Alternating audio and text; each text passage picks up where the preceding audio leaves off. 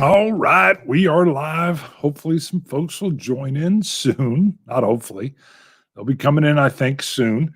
So, to cover just the topics we will go into on Chief's vlog today, we're going to talk about the ambush missions that I've already made, but they've been out of print for some time. I call them "Follow Me" infantry phrase. And underneath that subtitle, we'll talk about the Western version I want to create called Bushwhacked. And then there's an apocalyptic version I want to have too. But before I get too deep into the new missions, I'm going to talk about what I plan on doing to get the Follow Me missions back into print, kind of, more like a print and play. Let's see. And then we're going to talk about Dr. Larry Pinsky. He's a physicist, world-renowned physicist. He created or was the designer of several games in the early years of Avalon Hill: Guadalcanal, Blitzkrieg, Battle of the Bulge, Midway. And I've been talking to him via email. And hopefully soon, we won't do a live, but I will do like a pre-recorded show interview style with him. He's concerned. He said he's up in years, and he just says he doesn't want to do a very long show. When I told him most of my interview shows go an hour, he was like, "Nope, not doing it." I said, "Well, name the time that you wish." And so we'll work on that in regards to him coming on the show. And we'll see if we can get that to go. So I've been chatting back and forth with him for a while. He's actually the director of the physics department at the University of Houston. So he's a busy, busy man. And but I've just loved to have him on in regards to early years of Avalon Hill. We'll talk about the game giveaway. So it's not a giveaway, sorry, game contest giveaway. Got to be careful.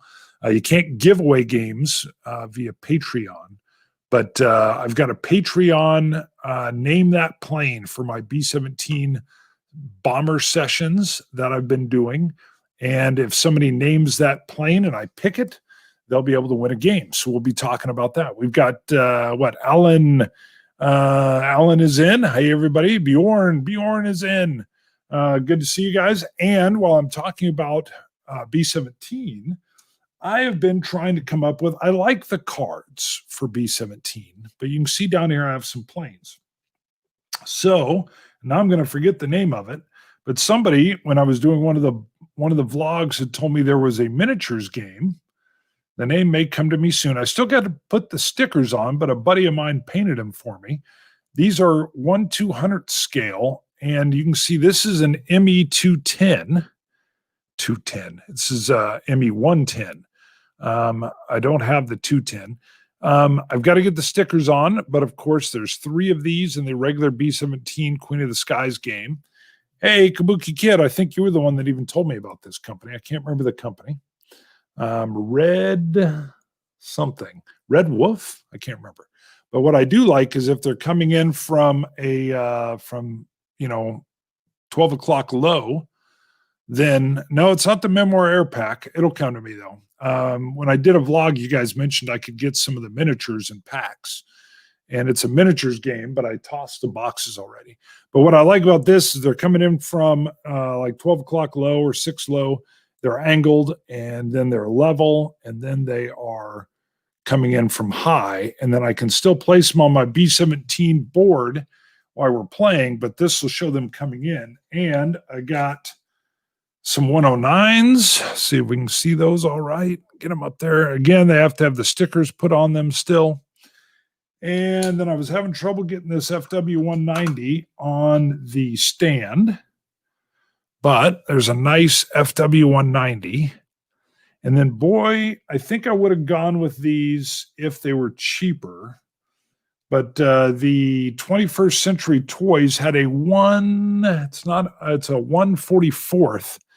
And that's a beautiful die-cast, fully painted FW190.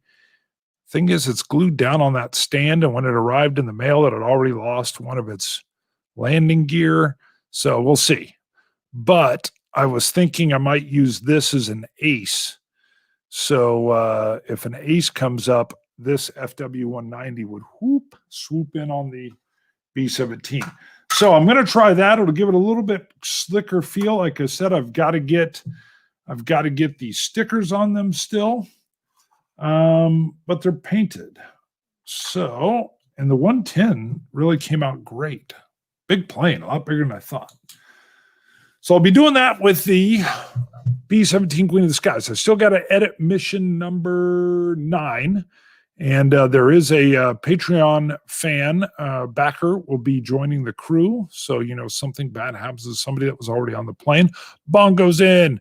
He's got the 144th B-17F. That is cool. That might even be a good way to do it. But with the plane board and everything, I think it'll work. So who else in here? Kabuki Kid is in. Timon 6219 is in. And Bongo, and I know I always say Bongo Gorilla, Bongo. And let me know if I can keep just saying that. I know it's probably not pronounced that way. Bongo Releo. Let me know phonetically. Blood, yes. Blood what? What is it? It's a miniatures game where you get packs of 6 and then you can battle them. I want to say it is Blood something. I could look on my phone and find out. But you guys actually gave me the tip. I thought it was you, Kabuki, that told me where to even find these 1/200 scales. I love these 21st century ones. I got it in a double pack with a Spitfire. So then I can show the Spitfire whenever my little buddies are in. Okay, Bongo Gorilla is sort of cool. Okay. Oh, wait. Sorry, that's what Kabuki said. Red Skies. Yes, that's it. Red Skies is where I got these little miniatures. That ended up being a little more expensive than I thought. With shipping and everything, I paid quite a bit for those. But it's still cheaper than I couldn't have bought, 3 FW190s. Well, I probably could have got 3 FW190s, but not enough. I couldn't have bought 5 of each and 3 because I need 5 109s, 5 190s, and 3 110s. And then maybe even the odd ball if you're out of formation or if you're low end or if you're in the back of the formation, you got an extra 109 coming at you. So, but that's what I've got going on. I love the FW190. I'd say my favorite German plane is the 190. The ME-262 is sleek, looks like a shark, looks like a tiger shark coming at you. That 190 is just gorgeous. Let's see. I will mention, so I'm going to be on my sister's channel. She lives out in Tampa. Her channel is called Rehash Fiber. She does all kinds of natural fibers and does knitting. And she made me a Scottish tam. So this thing is huge.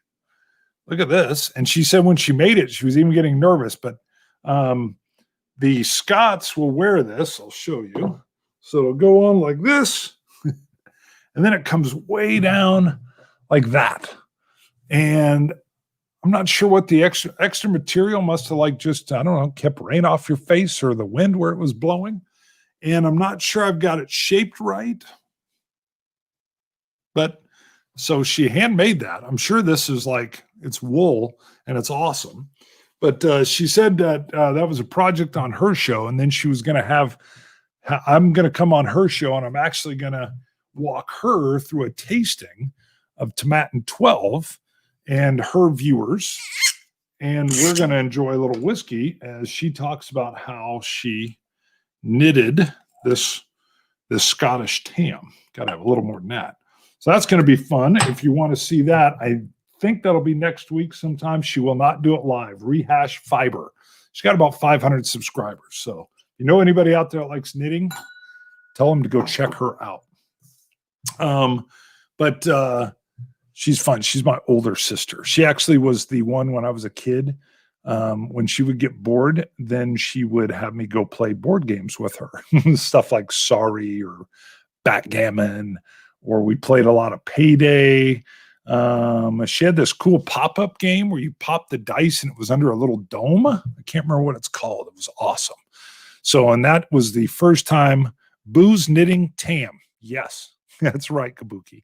But I can give her credit for actually exposing me to board games at an early age. She was always the teacher of said games.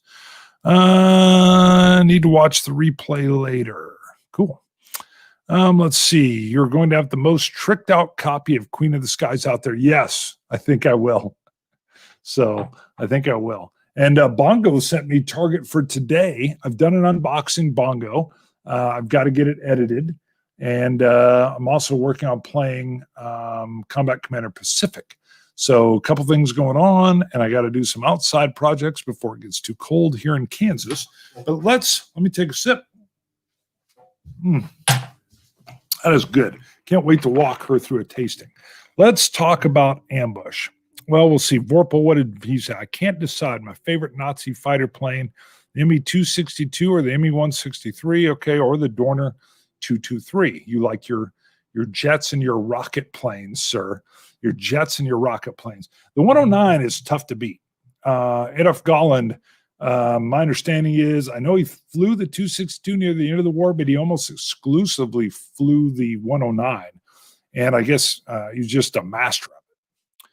Well, heck, let's see what other comments before we talk about Ambush here. Kabuki, oh man, what a tease. I got my copy of Combat Commander Pacific right before this pandemic hit hard. I still haven't played my copy. Me either.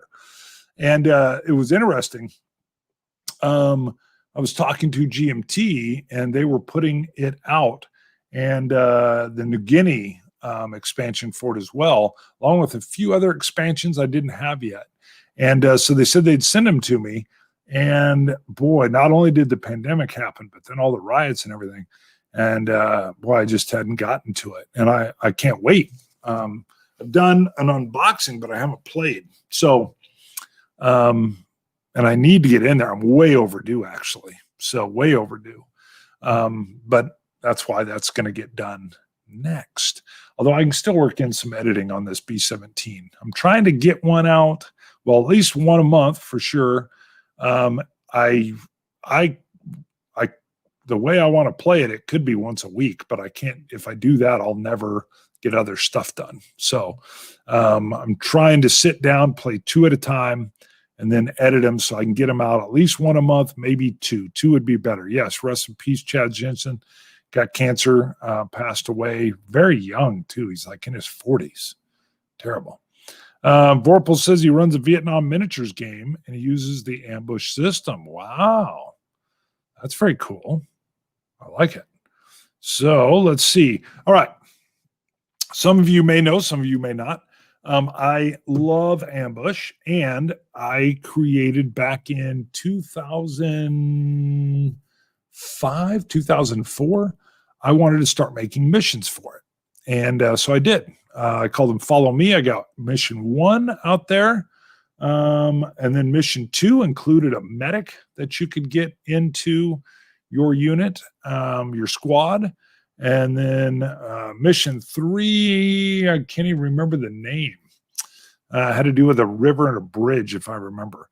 And then I was working on the 4th one because it was going to be a 4-part series, kind of like how Move Out had, I think, 4 more missions. Maybe they had 6. And that one was halfway done. And then my son, who's now 13, was born, and boom, all my mission creation stopped. I want to go back and finish mission 4 of the Follow Me series. I had done some work on a Western version of Ambush called Bushwhacked. Hello, that's easy. And I would like to do an apocalyptic future. I've got an idea. I had a little outline, and I would like to get to that. But the problem was twofold, maybe threefold. So I was printing and just making myself. I wasn't sure anybody would even like it. And then, boom, they were going through fast. And I was like, man, I don't think I can print these myself. So I went to a more of a professional print shop, and it was pretty reasonable. It was Kinko's. It was Kinko's at the time, and Kinko's was great. I got to know the guys there. I got to the point where I was selling enough I could get into a little bit of a bulk discount, and that kept the prices reasonable so that I actually wasn't taking a loss, because what I did was put them on eBay, and I was doing good. It was good. I was a little extra stuff allowed me to buy some games, because little secret, I worked out a deal with my wife. I could buy as many games as I want as long as I didn't use our normal funding streams. In other words, the things we use to pay bills and stuff. So my idea was, if I made some ambush missions, maybe if I made $50 a month, I could buy a game once a month. And that worked out a little bit better than that. But for a while, they were selling really, really good. But the printing kept going up, and then it became FedEx Kinko's, and it was to the point where the printing wasn't affordable. There's no way I could print it without charging as much as like a regular board game. That's ridiculous. So I just stopped, and I thought about going back to self-printing because I could keep that a little bit affordable, but I don't have a lot of time. Back then, I didn't have kids and a couple channels, Scotch channel and a board game channel, and I found out I don't have time to print them. And there's just no way. And I'll be honest with you, I don't enjoy not that I'm against printing stuff and lining it out. And I mean, if I had nothing going on, great. But it's not like I get a lot of joy from like packing stuff up. And I had one guy who really wanted me to start printing them again. And he even said, hey, try to set them up with a print on demand company. And I looked into that, and even that was getting a little cumbersome. So my idea is this: Judd said he'll help me out with any technical skills that I need. I need to put them into a PDF packet. I will still place them on eBay.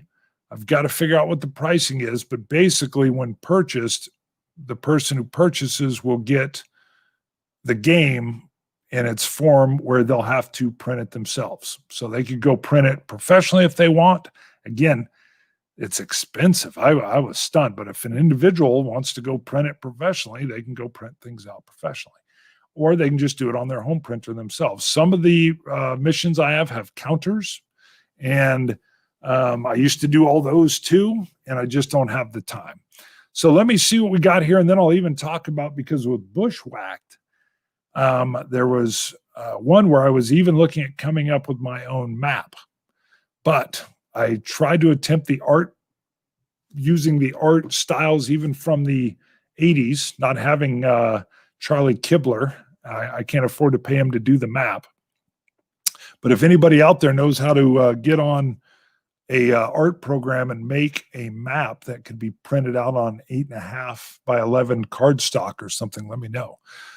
So what do we got here?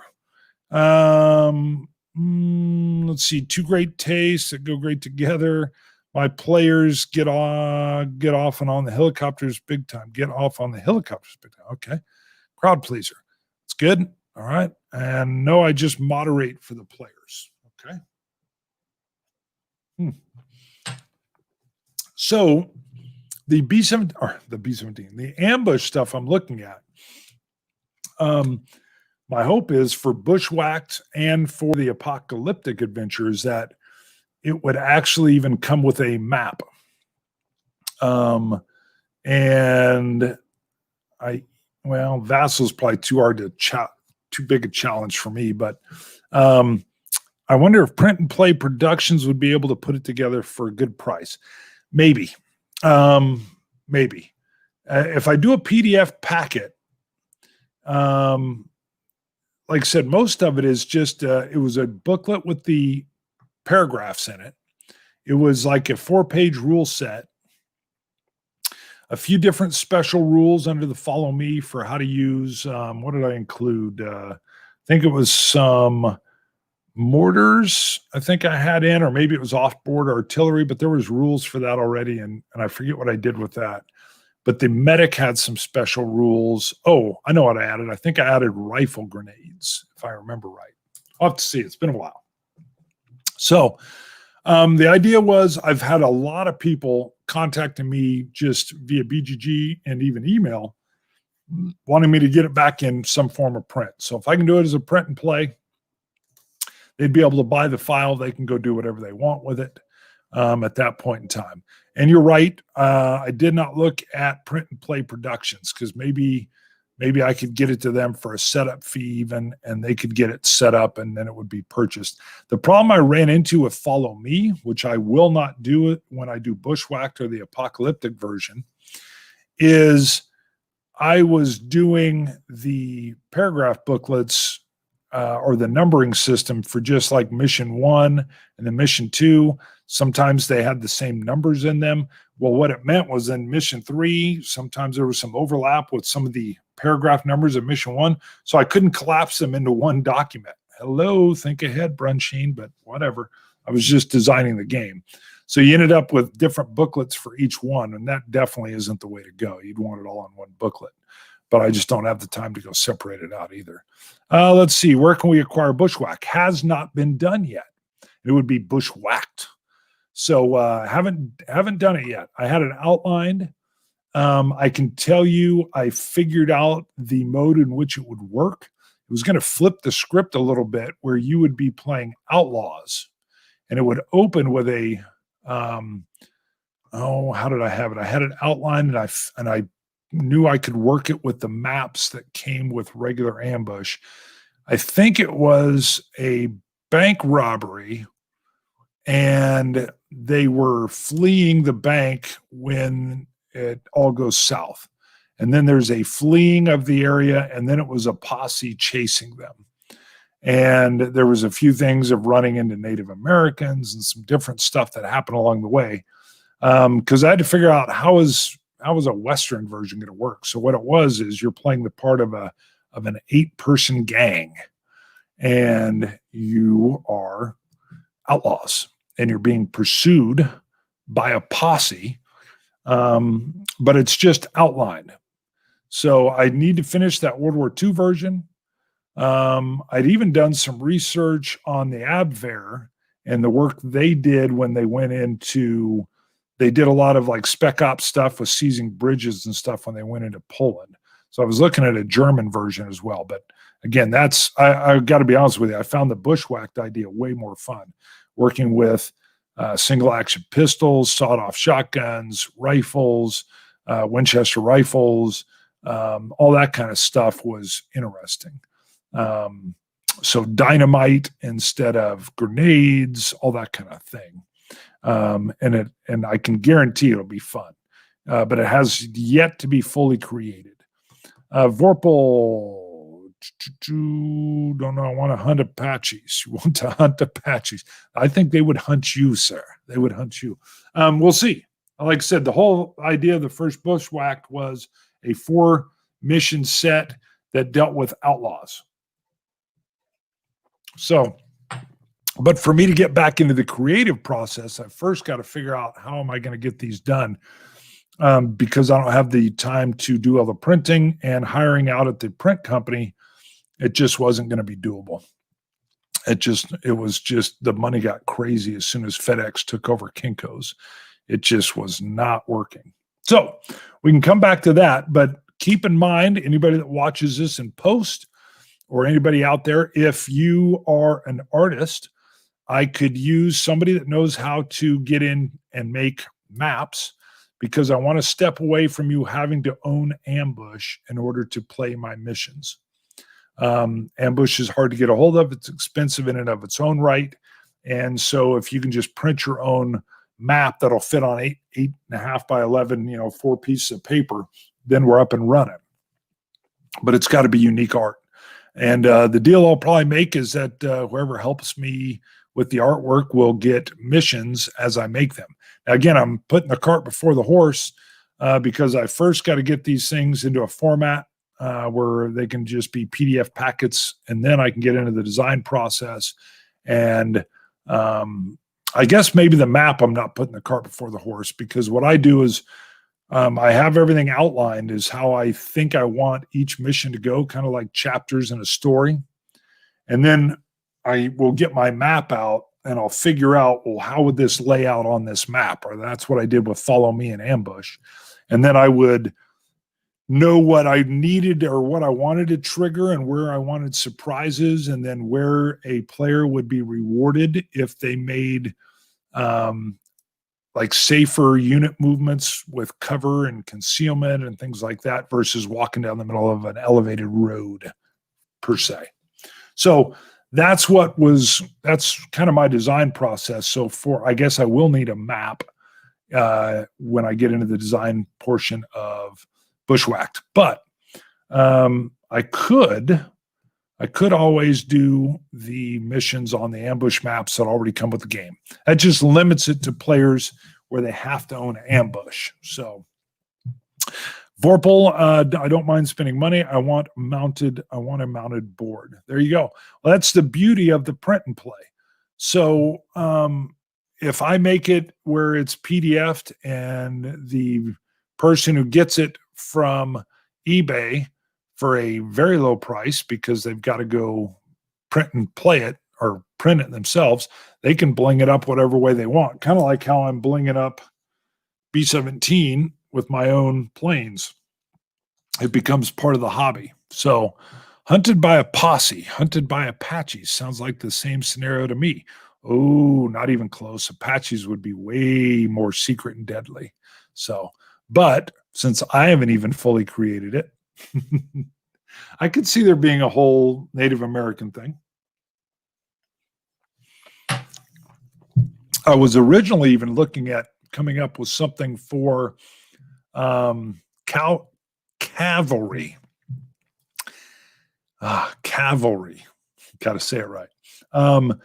Like Civil War era, and maybe later. But I wanted to get more forward and do more of the spaghetti Western feel. So, but we'll see. Like I said, I've outlined it. I haven't actually gotten into getting into actual gameplay and triggering it in a way that it works is both the fun and the harder part. So cavalry. Cavalry. All right, let's see. Larry Pinsky. So Dr. Larry Pinsky, I've been talking to him. He is a physicist. He is the chief or the head of the physics department at the University of Houston. He, we're going to try an interview, but we're not going to do it live. He did not want to do live interviews. We're going to try to link up this week, and we'll see what we can get down. Of course, he designed a Midway, Blitzkrieg, Guadalcanal, Battle for the Bulge. Now, I had some help with some Tom Shawn and Schutz. Can never pronounce his name right.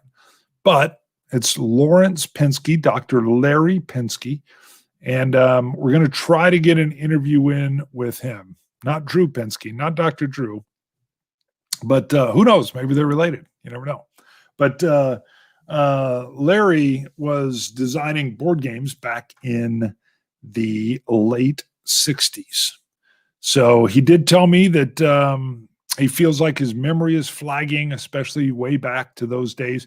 He was part of it. I think he was in high school and was designing, and then he was coming back while he was going to Carnegie Mellon. And over his summer break, he was designing games. So I can't wait to hear the story. I just know a limited amount. I want to get his version. The Pinsky is spelled like Dr. Drew's Pinsky, so who knows? Maybe they're related. Pinsky. Let's see the other thing, and we can come back to any of these, but I'm running my contest, giving away, not giveaway, sorry, you can win in a Patreon contest. You'll be able to win Europe Divided. This is the preview copy that I got from Phalanx Games. So if anybody wants to help out the show and go to Patreon, you can just go to Patreon, look up Bonding with Board Games. You can become a supporter. Now, to be involved in the contest, I call it Name a Plane contest. You've got to back at least the $10 level. So if you back at the $10 level, you can cap it at $10 a month, or for every show, it could be $10, but you can cap it at 10, 20, whatever you want. But you can put in the names and you can win this game in the contest if you come up with a good name for a B-17 bomber. The last one was Lucky 777. That was the winner of last month's contest. Now, you do have to be a backer in this month. So you can't just pop on and then pop out and be in the contest. You got to be a backer. So get into Patreon and back now. There has not been a flood of people coming in. So the backers at that level are loving it because they all have a very good chance of winning games. So these are bigger. They're not quite tarot size, but the production value that Phalanx sends me is really top notch. The cards look like they're in final version. You got nice rounded corner dice. Obviously, there's no back to this. They don't have the stickers for that. But the map, now this game is out. The game is, so again, Europe Divided. Beautiful cover. And let me see if I can do this without breaking my airplanes, because the map must have been their final version. So it's I love this map. So you just got a little portion of the globe there, and then you can see all the hot spots. So the map looks, to me, I mean, I don't know, I'd have to get them out side by side, but it looks darn near comparison. Now, this is the piece, basically, or the right after, what is it, 1996. You know what I don't see here? I don't see the rules. I bet you they sent me the rules in a PDF. So what year? This is 2009. That's 07. What do you got? 1992 to 2008, and then you got 2008 to 2019. So this is kind of the tug of war between the Russians as they come out of the Soviet Union, the European Union, and then I believe NATO and Warsaw Pact, although the Warsaw Pact then going away. So, yeah, Russian cards. So, I would have to look to give you the details. I can't remember everything off the top of my head. Is it a war game? I don't think you would like it, Vorpal. I think it's more of a struggle of nations with limited wars that spark out. And it uses a lot of operation points. I know, Vorpal, you don't like, if I remember right, Twilight, if I remember right, you don't like Twilight Struggle. This is closer to that. Not quite, but it's closer to that than what you would say is a war game. So, yeah, their preview copies are great. So the designers, David Thompson and Chris Marling, a competitive game of post-Cold War influence over Europe is the tagline. And I've got to do a note to self, print off the rules, or at least provide the PDF. We'll have to see. Audio dropped there for a moment. Goodness. Okay. It's Europe Divided, David Thompson and Chris Marling. Did you get the title? Yeah, David Thompson. And again, the tagline was a competitive game of post-Cold War influence over Europe. So post-Cold War. Very cool. So we'll be giving that away. All right. Anybody got any questions? We're 33 minutes in. The undaunted guy. I've worn the Scottish tam. It's a giant hat. I got to make sure I'm getting the right tip to it. And we talked about ambush and the extra missions that I want to make for it. Yeah, I love ambush, and I really want to get into making missions. So I have no finesse, says Vorpal. Strictly like to trade hard blows with gusto. Sure. So just charge into the fray. Nothing wrong with that. Let's see. World War One, World War Two, future war. I know I'm going back in time, so it's not really wars we've covered. I think that is it. Anybody got any general questions? I've got to get on the Patreon board and let them know what that is too, although they'll see it and then tell them, hey, you got to get your new names in. New names. Oh, again, if you do win, you have to pay the shipping. What that allows me to do is ship anywhere in the world because I don't have to just limit it to the United States. And if you win a game that you don't want to pay the shipping for, you can just opt out. I'll put it back into the hopper to be given out some other time. Let's see, Vorpal G Chief, are you sure that that hat is large enough for your head? You know, it droops down. So that part comes in and then it does a cool drop. I was wearing it earlier. I think you missed it. Any other fun recent acquisitions? See, my normal job, I would say accusations, but no, acquisitions. I really like worker placement. It's my favorite Euro style game mechanic, Pillars of the Earth being my favorite game. One of my favorite, it's my favorite worker placement game. Medici, Knizia game is probably my favorite game of all time. And I don't even know why, but well, I know why. It's just awesome. But Academy Games put out, what's it called? One Giant Step.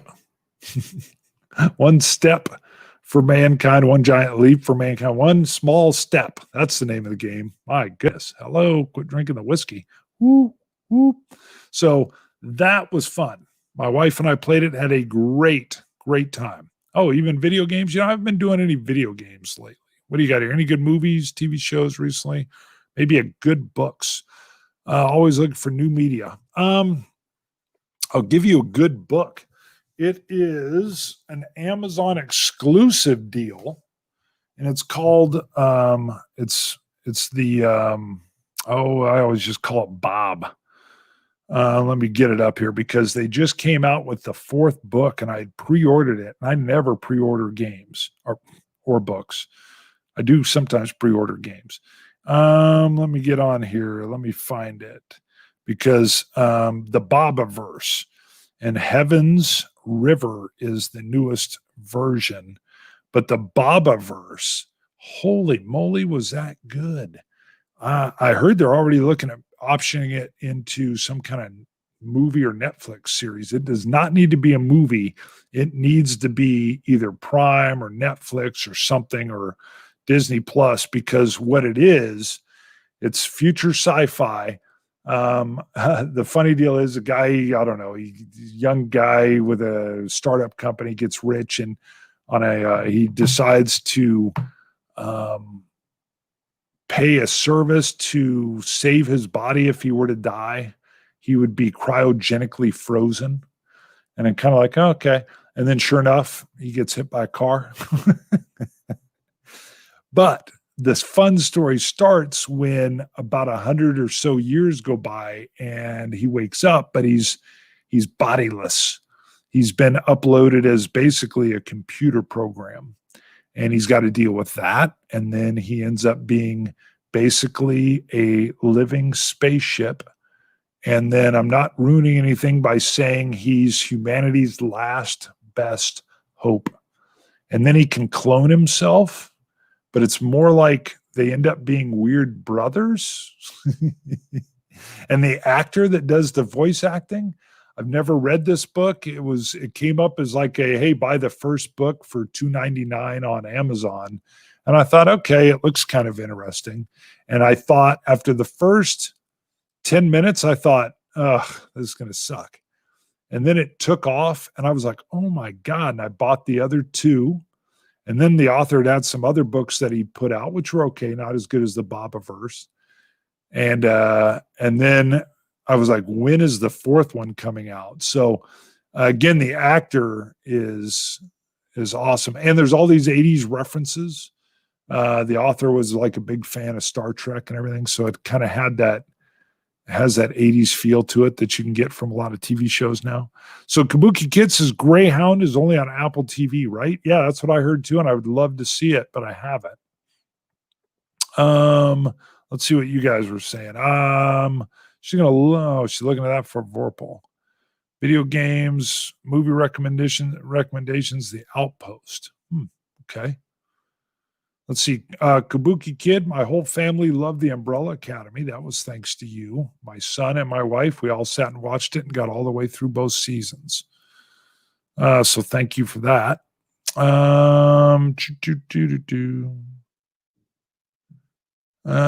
Expected a bad movie and it wasn't half bad. At least 50% screen time is ship battles.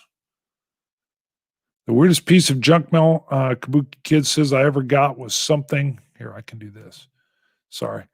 I ever got was something I got several years back from a cryo place that would freeze you if you die. That's what the main character does. I saved that because it was such an odd novelty. If I remember right, he didn't go for the full body package. He went just for the head. And they talk about that in there. Like I said, it was a little weird at first, and then boy, did it just take off, and it was awesome.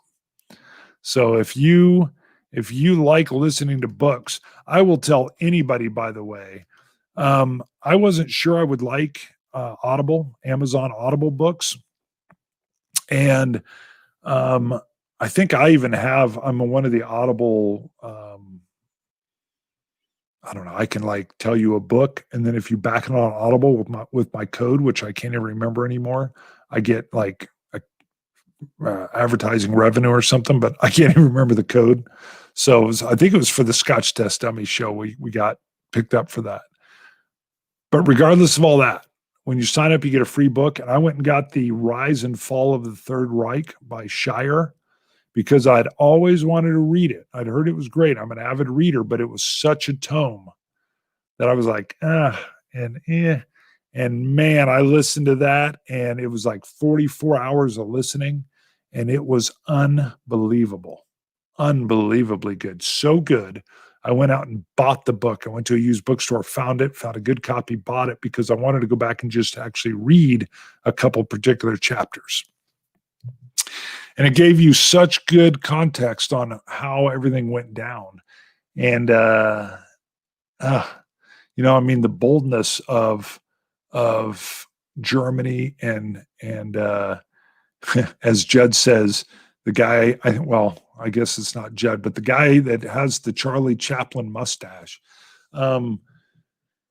he just kept pushing and pushing, and the world didn't push back, or France or Britain or whoever, until it was too late. And it's like, and then you get into some of the scenes that Shire relates, some of which are gathered from the Nuremberg trials, but with the concentration camps. And it was just, that is a phenomenal book. And what a great way. I would listen to it while I was commuting, and phenomenal book. So just great work. Let's see. Hirohito was no amateur himself. Greyhound. Yes. All right. I think we're good. Anybody got any other questions? I would definitely put those up. Rise and Fall of the Third Reich if you want something stunning. And if you want something that'll take you out of the 2020s and how bad they've been, go look at this Bobaverse. Let me tell you that Dennis Taylor is the author. Dennis Taylor. And I went and bought everything he'd put out. So he's probably on fire as an author.